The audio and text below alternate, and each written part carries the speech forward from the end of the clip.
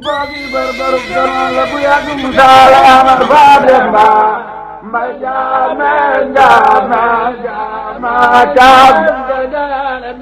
Wajibah bersalam. Assalamualaikum mbokki turki ami internet H221 tey nag ñu ngi fii ci hippodrome de Longchamp pour le Qatar Prix de l'Arc de Triomphe 2023 ñu nekk 15 partants pour une distance de 2400 mètres ci diggante S Impact Oukoum Westovo Honesto Hayazar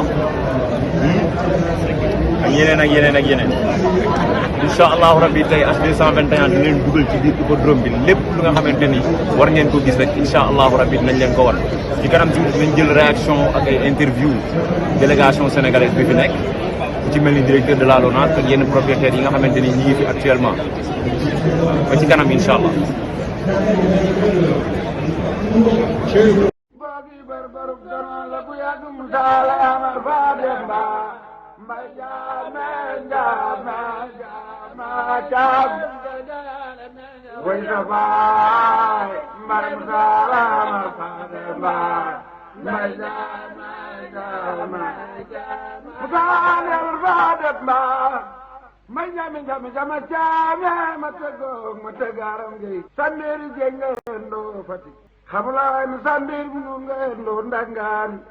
Basir ngayat no kebet mere Fismak ngayat no nerge Fisalam nunga tonto Adugolo kembar kebaranyan Bilfi ngayat no derjo Sanak ngetoko nerge Mister ngetonto amur Musala ya marfade ma Mayana jama jama jama jama nerge Maymusala marfade ma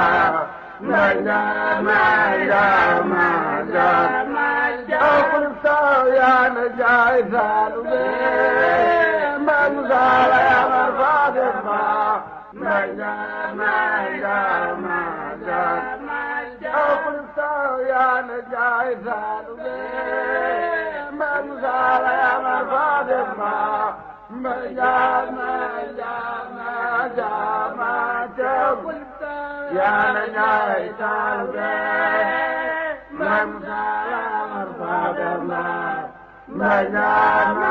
Bagi berbaruk dengan lagu yang salam arfadama, majama jama jama jam. Wajibah mamsalam arfadama, majama jama jama. Bukan arfadama. Majami jami jama jami matego mategaram ge sandir jengendo fati khamla in sandir ngendo ndangan basir ngayat no kebet mere fismak ngendo nerge fisalam ngo tonto adugolo kembar kebaranyan bilfi ngendo derjo sanak ngetoko nerge Mister ngetonto amur musala ya marfade ma Mayana jama jama jama jama le Maymusala marfade ma Mayana jama jama jama ya najai salube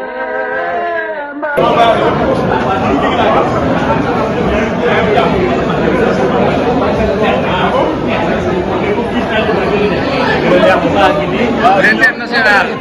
Saya main di Aksa Pelabuhan Internasional Omar Diawara. Teewal fi Dior TV ak Diawara TV. ñu nekk ay correspondant H221. waaw. gisee course bi tey. li ma ko gisee loolu soxlaatul la laaj. les images parlent. mooy ñoo ngi ci bésu feet ñoo ngi ci bés bi ñu doon xaar ak bi ñu ko xaar yëpp ñëw na waaye ñu gën a bég bi ñu ñëwee fekk la fi ndax Ablaye Ndoye boole nu ngeen ñu war a jàpp ci liggéey bi ndax ñu dañ leen di gunge rek ñun dañ leen di gunge rek waaw parce que li ñu def dañ ko wóolu waay boo xam ne suñu leen amee amatuñu benn xalaat moo tax daal di wax ne bés bi daal loolu na ci dimension di gën a wóor daal mooy wax nga ko H221 bagage am yëpp la ñu fa indaale ko fii ci la ñuy liggéey ak Dior TV ak Diawara TV ak li nga xam ne nii mooy TFM yëpp la ñu wan bu ñu paree image bi ko tasaare ko ci biir Sénégal dugal ko ci biir réseau yëpp kenn ku nekk am li nga bëgg a am mu nekk njëriñ kon nag man yéen bu ma leen gisee dama leen di bàyyi sax ak micro bi reportage bi lépp ak Pape Mamadou Diawara sama doom moom ngeen yéen a fi bokk ne su ko defee lépp ñu bokk ko def lépp rafet loolu daal la l'international wax waaye daal di am mbégte di am mbégte daal waxal daal Ablaye Ndoye daal ne leen daal waa Sénégal daal nan mu xaar mu ngi jërëjëf waaw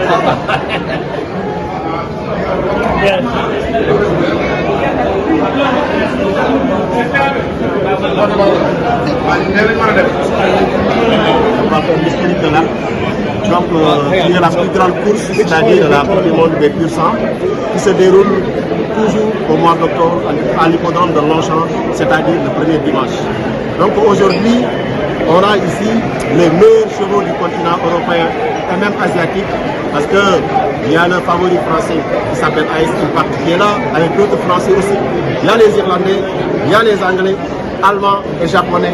C'est pour cela qu'on dit la Coupe du monde des pur sang. Ce qui veut dire que cet hippodrome emblématique a vu courir beaucoup de chevaux de classe mondiale, c'est-à-dire de véritables groupes 1, de véritables courses de groupe 1 se sont passées ici, sous nos yeux et peut-être sous les yeux de nos anciens, les anciens qui étaient là. Voilà. Donc en Wolof, tey ñu ngi ci hippodrome Longchamp, c'est pour vous dire tout simplement que ne Grand Prix Arc de Triomphe comme ni ñu ko waxee woon chaque mercredi mois d'octobre la Grand Prix bi c'est-à-dire bari na ay courses 8 courses la mais course bi ci gën a prolifique ñu tuddee ko la Coupe du monde des pur sang moom la parce que groupe yi daw yi nga xam ne lii jógee nañu Allemagne lii jógee Angleterre lii jógee Irlande ak lii jógee Japon ak français yi donc comme ni nga ko waxee course la bu jafe parce que dañ koy daw ci distance 2400 mètres c'est-à-dire la distance classique. L'enveloppe globale de cet événement qui est sponsorisé par les Qataris est de 10 millions. Donc Grand Prix direct, le Grand Prix a été doté de 5 millions, donc le premier il a 2 millions 800 ou 2 millions 750 000, ce qui veut dire qu'il va gagner 2 milliards. Donc bu si ñëwee parce que nga xam ne ñoom lañ ci gën a yaakaar bu fekkee ci côté français yi la ñu gis que ne AS Impact moom mooy favori bi anglais yi tamit ils disent que ne par exemple Constantinus bi nga xam ne irlandais la Colmore la un véritable produit des O'Brien des Mackin des Tabor moom tamit mi ngi fi Westover ci côté Grande-Bretagne anglais yi mi ngi fi moom tamit am na nag beneen lièvre boo xam ne André Favre moo ko yor muy ay fas yoo xam ne ñoom ñooy ñëpp lu tudd ku ci ne mën na gagner mais attention une course de 6 ans parce que le problème qui se pose mooy les gens disent que depuis corrida amul benn chevaudage boo xam ne dafa raw Grand Prix Arc de Triomphe. Corrida il l'avait gagné à 6 ans à 6 ans donc concours bu ko defee day nekk fas boo xam ne mooy may après corrida soxla dafa gagné woon ci 7 ans concours il a 6 ans donc bu ko gagné day nekk juste après corrida donc ñu ngi xaar une course très ouverte boo xam ne am na ñaari fas yoo xam ne ñun supplémentaire ku mel ne Constantinus par exemple il est passé par Saint-Lège mais c'est un cheval quand même qui maîtrise la distance classique parce que il en a eu au moins 2 victoires ak benn deuxième sur la distance classique bi ci gën a ràññeeku mooy lors des Saint-Lège à Doncaster il a battu dafa battre naataangoon ci distance su 2900 mètres 2900 mètres donc du coup muy course supérieure mais moom en tant que course classique un cheval de tenue parce que fii nii cheval de tenue yi moom accès à l'arrivée boo déggee cheval de tenue nag mooy fas yoo xam ne ils tiennent la route au-delà de 2200 mètres 2300 mètres 2400 mètres di ziar ñëpp di leen wax nag de façon course saafandu la bu ngeen bëggee saafandu lu fadli kii moo nekkoon grand Iba Tamsir Mbaw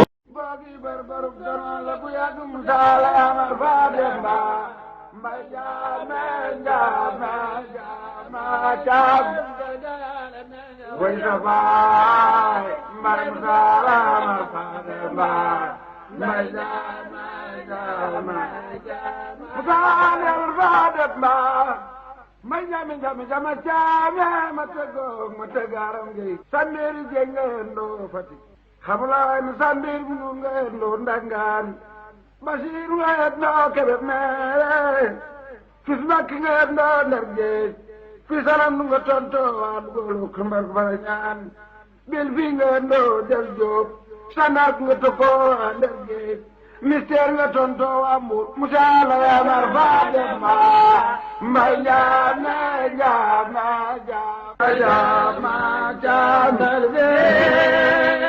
mbay Musaa faa dem mbay jaama jaama jaama jaama yaa na jaay saalu mbay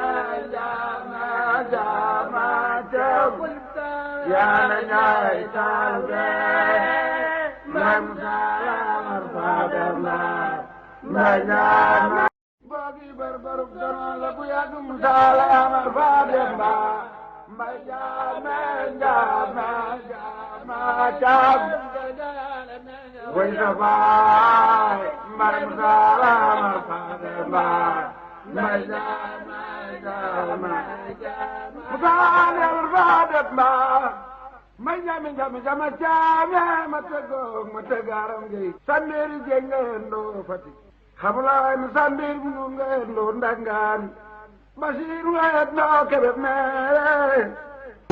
En direct du Qatar, prix de l'Arc de Triomphe avec la délégation sénégalaise. ngeen am Mori depuis Hollande, Pape Thioune Lino, Junior Meng, Ousseyn Ndiaye alias Tarkinda, la baax depuis Dubaï. Alors tey na ngeen gisee course bi. neex. Ah neex. Et Impact gagne. Et Impact gagne, Lino. Fut de Flemme gagne. Fut de Flemme gagne. Allez Mori. Que le meilleur gagne rek. Que le meilleur gagne rek. Hein? Oui. Le meilleur gagne. Mais Amine Oumar. Auguste gagne. fii Auguste amul bi rek fii amul Momar Dieye amul Fallou Diop. Kowar a ngi fi. Saliou Kowar mi ngi fi. Saliou a ngi nii day laqatu. mais Saliou jaar naa la mais Saliou nan nga gisee hippodrome bi par rapport ak course bi ak organisation bi par rapport ak suñu course yi Sénégal ak organisation bi foofu. waaw ça va maa ngi nuyu di la sant. waxal ci kaw fii kay moom lépp jàmm fii kay bàyyi hippodrome bu mel ni yàlla ñu ko am nag waaw parce que fii moom lépp jàmm gars yi teg nañ ko ci yoon fii daal moom lépp suul daal li ñuy ñëw. oui mais nan nga gisee organisation bi xam nga yéen jockey yi ni ñu leen di protéger fii ak fas yi fi ñuy jaar nit ñi duñ fa am accès yooyu noonu noo ko gisee par rapport ak ñun suñu course yi. waaw ñii moom seen lépp dañu koo teg si temps ñii moom war nañoo roy si ñoom parce que ñi boo xool fas yi sax fi ñuy jaar ak zone bi ñuy jaar bokk. oui loolu boobu ñuy jaar fas yi jaar fële fas yi bu ñëwee wër kenn du doon solo ñu dem galop ndànk dem jëli départ. waaye kooku mooy Saliou Kowar deuxième grand prix chef de l'État ci Ngoné Latyr écurie Ndiambour. toujours ñu nekk en direct ci hippodrome Paris Longchamp pour le Qatar du prix Arc de Triomphe H221 ñëwaloon leen fii pour jël leen impression yi ak délégation sénégalaise bi ak police yi. waaw nii yéen a ngi am fas yi ñu nekk ci rond de présentation bi.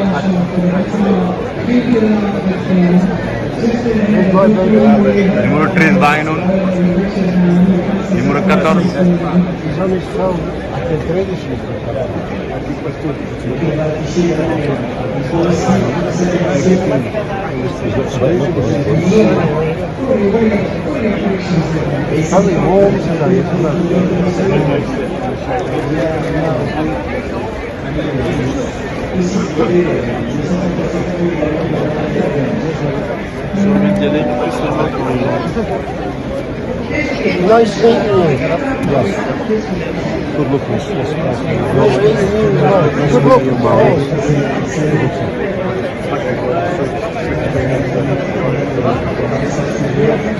Ouais, jockey à cheval.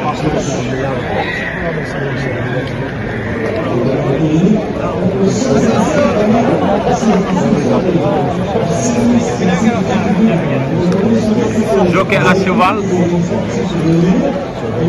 Numéro 1 bi. Soxna ngay am foofu. Numéro 2. Ayazar. Numéro 3 Honesto. Simka Mile ngi nii. Numéro 4.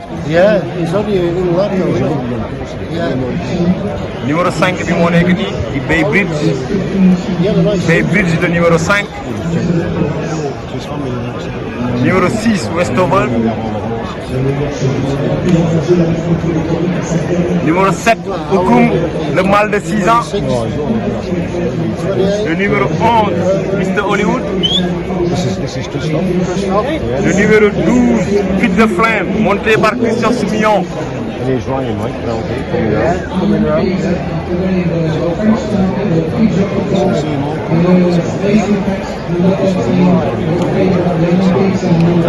Le numéro 15, Continuous, parce qu'il y a un état. Le numéro 13, est Impact. Ah, il a fait, il va tout. Oh, parce qu'il y a un état. Hein? Numéro 14, Fantastic Moon, numéro 15, Continuous, numéro 8, Place du Carousel, numéro 9, Slow 76, la japonaise, numéro 10, Free Wine. Mi ngi noonu présentation des chevaux yi jeex na ñu dem nag seetaani course bi. La plus belle course du monde, l'Arc de Triomphe, le Qatar Prix de l'Arc de Triomphe, 2400 mètres à parcourir. C'est S-Impact qui est invaincu, qui est le favori. S-Impact qui a été repris par Christian Demuro, qui se retrouve à l'arrière-garde d'un peloton qui est emmené par Bay Bridge avec Westover qui vient en 2-3e position côté corde. Sim Camille qui se rapproche, lui qui s'est lancé à l'extérieur avec Mr. Hollywood qui vient en 2-3e position. Ockham qui se retrouve à flanc de peloton, place du Carousel. Ayazar qui sont au milieu d'ailleurs du peloton avec Freewin qui vient côté corde. La concurrente japonaise 76 qui pour le moment galope à l'arrière-garde avec le favori S-Impact qui est en antépénultième position. Honesto est avant-dernier, c'est un cheval allemand, le numéro 1 Sisfahan qui pour le moment ferme la marche. Ils sont passés derrière le petit bois avec toujours Mr. Hollywood qui mène devant Bay Bridge, Ockham à l'extérieur, Sim Camille les 4e, Westover est à la corde avec Fit the Flame qui a une très bonne course, place du Carousel à l'extérieur, Freewind galopant à l'intérieur devant le 2, Ayazar devant Continuous ainsi que le 14, Fantastic Moon à l'arrière, le 9, Fruit 76 devant le grand favori, c'était Ace Impact à l'arrière, Sisfahan ou encore Honesto, le 3. La descente à présent avec toujours aux commandes ce Qatar Prix de l'Arc de Triomphe, le numéro 11 de Mr. Hollywood. Ockham qui vient à son extérieur. Bay Bridge est en 3e position côté corde. Westover a pour le moment un bon parcours. 4e, flancation en extérieur de Sim Camille. Place du Carousel, Fit de Flemme venant un petit peu plus loin avec Freewin qui chemine côté corde. Nous avons Ayazar qui vient un peu plus loin en compagnie de Continuous. Le numéro 14, Fantastic Moon qui patiente à l'arrière-garde. Il est suivi par le favori S-Impact. Sous 76 venant ensuite toujours les deux mêmes aux deux dernières places. Honesto et Sisfahan. La fausse ligne droite, Mr. Hollywood, Ockham avec Bay Bridge dans cet ordre, Sim Camille, les 4e, Westover et 5e, place du Cal vient en dehors devant Fit the Flame, avec ensuite le 10, Freewind, accompagné encore par le numéro 14, Fantastic Moon. Le début de la ligne droite avec Mr. Hollywood qui est toujours le meilleur. Ockham qui vient l'attaquer, Bay Bridge qui cherche l'ouverture, mais il y a l'open stretch maintenant avec à l'extérieur Sim Camille qui tente de venir, S-Impact tout à l'extérieur qui tente de progresser en compagnie d'un autre 3 ans, Fantastic Moon. Avec Oukoum qui est là, Westover qui passe à l'attaque accompagné à son extérieur par Sim Camille. Et puis voilà maintenant complètement à l'extérieur le grand favori Ace Impact qui place en accélération et Nesto également qui revient de très loin. Ace Impact de plus en plus fort qui fait quelque chose d'assez extraordinaire ici, qui remporte sa 6e victoire consécutive et l'Arc de Triomphe, le premier doublé Jockey Club Arc de Triomphe depuis 20 ans, depuis Dalakani. Ace Impact, Christian Demuro pour la 2e fois dans l'Arc, Jean-Claude Rouget. S-Impact qui rentre dans l'histoire, qui demeure invaincu, qui éclabousse de sa classe l'Arc de Triomphe édition 2023, debout sur les étriers, Christian Demuro avec S-Impact s'impose donc dans cet arc. La 2e place à déterminer entre le numéro 3 Honesto, incroyable, et le numéro 6 Westover, 4e True 76, remarquable également, la concurrente japonaise devant le numéro 15 Continuous. Quelle classe, quel crack, quel cheval, les superlatifs nous manquent. C'est incroyable ce qu'on a vécu ici, c'est digne des Arcavas, c'est digne des plus grands du sport français. C'est absolument incroyable. Ce qu'il avait réalisé dans le Jockey Club, ça sortait de l'ordinaire, mais là, contre les vieux et avec ce déroulement de course où il y avait pas mal de... C'était une partie de tête en l'air un petit peu, il y avait beaucoup de chevaux allants qui gaspillaient de l'énergie et lui était bien relax à l'arrière-garde et à l'image du Jockey Club, il a mis la flèche et il les a tous enrhumés. Impressionnant. Quel cheval ouais, c'est un crack. Hein. Franchement, là, on n'a pas perdu pendant la course. Il était assez calme à l'arrière-garde. Et dès qu'on l'a vu en dehors, on était pratiquement sûr que...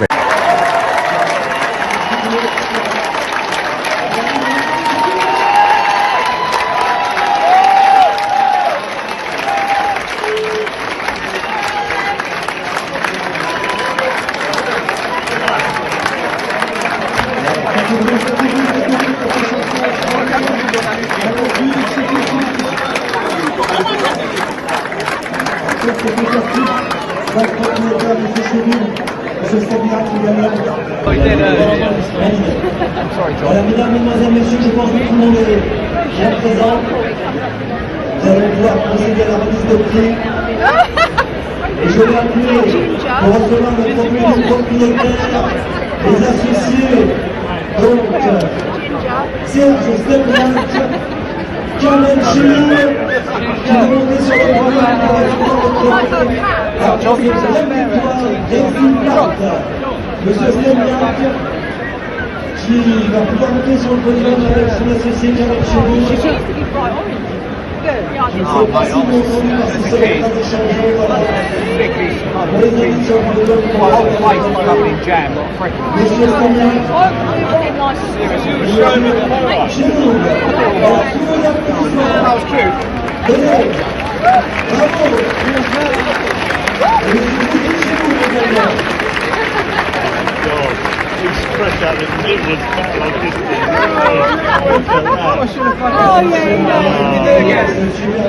Bagi berbaru dengan lagu yang salam berbeda, macam